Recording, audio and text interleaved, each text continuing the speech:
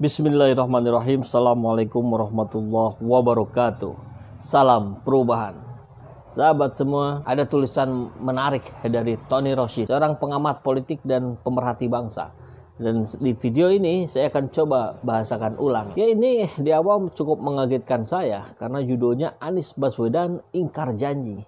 Oh, ya, pembahasan dimulai dengan perbedaan antara lupa janji dengan ingkar janji. Kalau lupa janji, itulah yang banyak terjadi pada politikus kita. Begitu katanya. Ya, tentu kita ingat sekali, selalu di masa-masa kampanye yang mereka jual adalah janji. Dan setelah mereka terpilih dan menjabat, kemudian lupa dengan janjinya sendiri. Barangkali fokus utamanya adalah bagaimana mengembalikan modal yang miliaran itu atau bahkan sampai belasan, puluhan miliar segera kembali BEP. Apalagi kalau politikusnya berasal dari background pengusaha. Tentu kan fokusnya adalah bagaimana itu mencapai titik impas dan selanjutnya mendapatkan keuntungan. Ya, saya kira rakyat jelata juga sudah paham sih. Makin kesini kan makin pintar-pintar. Iya kan? Atau yang lebih parah lagi itu caleg. Jumlahnya sangat banyak, mulai dari kabupaten kota, itu aja pilihannya banyak, masuk ke provinsi, masuk ke pusat, yang sebanyak itu pun nggak kita kenal mayoritasnya. Mereka kemudian menjual janji-janjinya. Ya, kita pun sebagai rakyat kalau ditanya apa janji dari caleg yang sekarang terpilih, saya kira kita juga lupa. Kita lupa, pejabatnya lupa, sama-sama lupa, clear, aman. Gitu kali ya. Kalau anggota dewan kan repot juga itu ketika janjinya A, kemudian dia justru dimasukkan ke komisi yang lain yang berbeda dengan janji itu. Ya, makin sulit lah itu tercapai.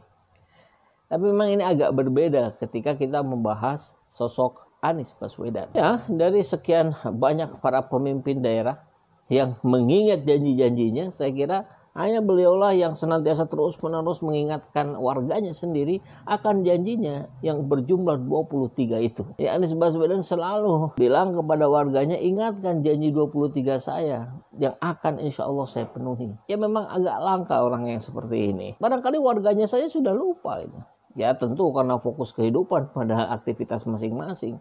Tapi beliau terus mengingatkan. Nah, itu soal lupa janji. Ada lagi ingkar janji.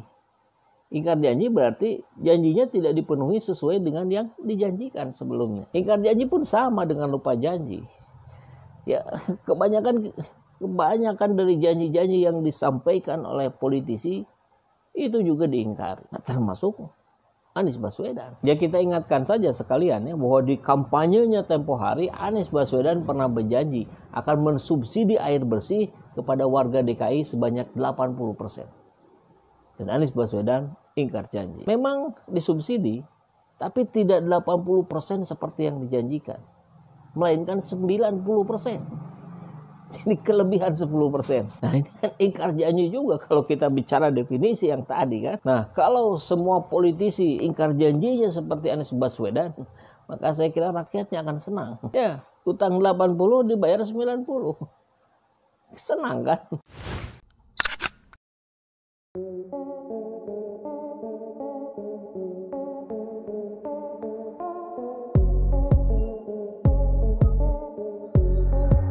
Republik ini hadir untuk menggelar kesejahteraan, kemakmuran, dan keadilan sosial bagi seluruh rakyat. Republik ini datang bukan dengan cita-cita. Republik ini datang dengan janji. Janji harus dilunasi bagi setiap orang. Republik ini tidak dirancang untuk melindungi minoritas, tidak dirancang untuk melindungi mayoritas. Republik ini dirancang untuk melindungi setiap warga negara Indonesia tanpa syarat, agama apapun, keyakinan apapun, etnis apapun, bahasa apapun, memiliki hak yang sama untuk mendapatkan perlindungan dari Republik ini. Pada saat kita merdeka, penduduk kita sekitar 70-an juta, 95% buta huruf. Mereka memiliki seluruh persyaratan untuk pesimis. Hari ini penduduk kita 240 juta dan 95% buta huruf itu hari ini tinggal 8%. Tak banyak bangsa di dunia yang bisa mengubah dari buta huruf total menjadi melek huruf total seperti sekarang. Kita memiliki seluruh persyaratan untuk optimis. Karena itu kita turun tangan sama-sama. Kalau kita ingin maju menjadi bangsa yang besar, jangan fokus pada material. Kita sering merasa kekayaan terbesar kita adalah minyak, gas, tambang, laut, hutan. Kekayaan terbesar adalah manusia Indonesia. Kepemimpinan yang menggerakkan, karena tidak bisa urusan sebesar Indonesia diselesaikan satu orang. Kita harus menunjukkan kepemimpinan yang mengajak semua orang turun tangan, terlibat, melunasi sama-sama janji kemerdekaan itu. Indonesia ini adalah Indonesia kita semua, milik kita. Mari kita miliki masalah yang ada di bangsa ini, lalu kita turun tangan rame-rame menyelesaikan masalah yang ada. Dan biarkan nanti kita bisa mempertanggungjawabkan peran kita hari ini kepada Tuhan dan kepada anak-anak kita serta anak-anak dari anak-anak kita, bahwa di era ini kita tidak tinggal diam. Kita turun tangan dan kita wariskan republik yang berdiri lebih tegak.